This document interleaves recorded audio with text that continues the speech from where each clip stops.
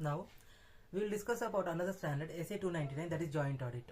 So what is the definition of joint audit? Joint audit is nothing but entity engaging two or more individuals or two or more firms or a combination of individual and firm for the purpose of audit. Then it is called as joint audit.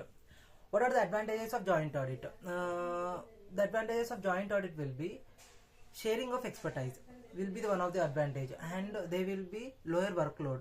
If there is lower workload, then we will issue a qualified more quality of service, and more quality of service we can provide, and we can express we can they will be more more quality of service, and more relevant and reliable audit opinion we can express.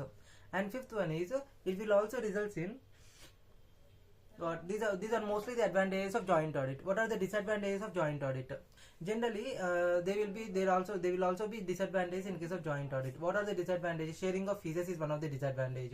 An auditor receiving 100% of the fees, if the 4 or 5 joint auditors has been involved in the joint audit, obviously he will be getting 20% of the fees with the sharing of the fees. Second one is psychological problems between the joint auditors, as to different standing of auditors will be involved in the audit. Then there will be psychological problems. Third one is they don't auditors not taking responsibility over common areas. They will be neglecting the common areas. And fourth one is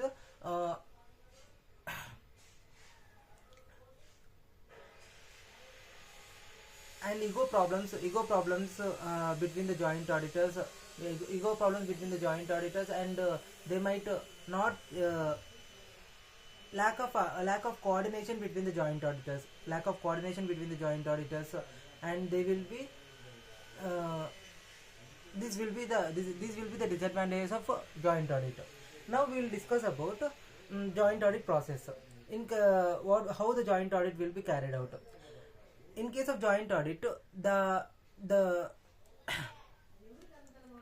responsibility of joint auditors will be limited to the extent of work done by each joint auditor. No joint auditor is responsible or concerned with responsible for the work done by other joint auditors.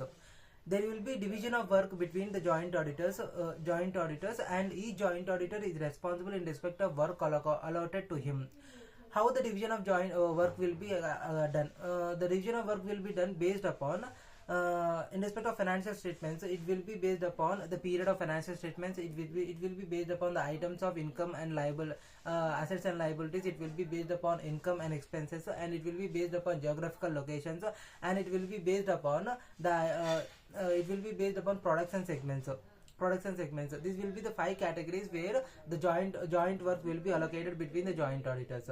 And what will be the special considerations in case of and each joint audit, as we have already discussed, each joint auditor will be responsible in respect of work allocated to him, and he will express his opinion. And what are in case of special considerations, each joint auditor has to issue. All the joint auditors has to formulate. In respect of common areas, what will be the responsibility? In respect of common areas, that is the areas that are not allocated to all the joint auditors, it will be common areas. In respect of common areas, all the joint auditors hold equal responsibility, and all the joint auditors are responsible for the decisions taken in respect of common areas. And now we will discuss about special considerations. In respect of special considerations, so all the joint auditors will be held responsible for framing the overall audit strategy. Common audit strategy will be framed by all the joint auditors, and there will not be separate audit strategy. And common audit plan will be drafted by all the joint auditors, so there will not be any separate audit plan. And common audit report will be drafted by all the joint auditors. And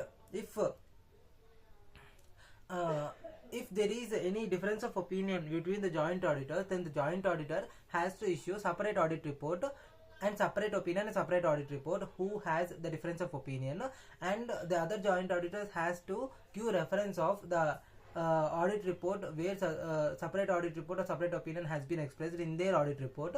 And if there are major important areas or any material misstatements exist, so it has to be communicated to other joint auditors, and there should be proper coordination, and there should be proper coordination between the joint auditors, and each joint auditor has to rely upon the work performed by other joint auditors, and there is no need to verify the work performed by other joint auditors. They have to rely upon work performed by other joint auditors.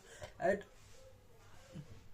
the joint auditor will have, while expressing the opinion on overall financial statements, they will clearly mention in his audit report the extent of work performed by him and extent of work performed by other joint auditors, and he will also include all the he will also refer all the joint audit reports, and he will form an opinion on overall financial statements of the entity.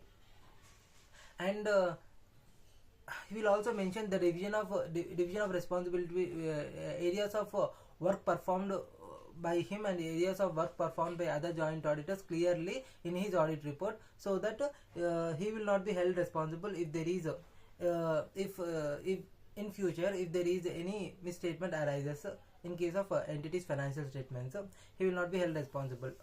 And this will be the mostly the joint audit related. There will not be any much areas. We have discussed about all areas in respect of joint audit. SA 299. Now we will discuss about other important standard, that is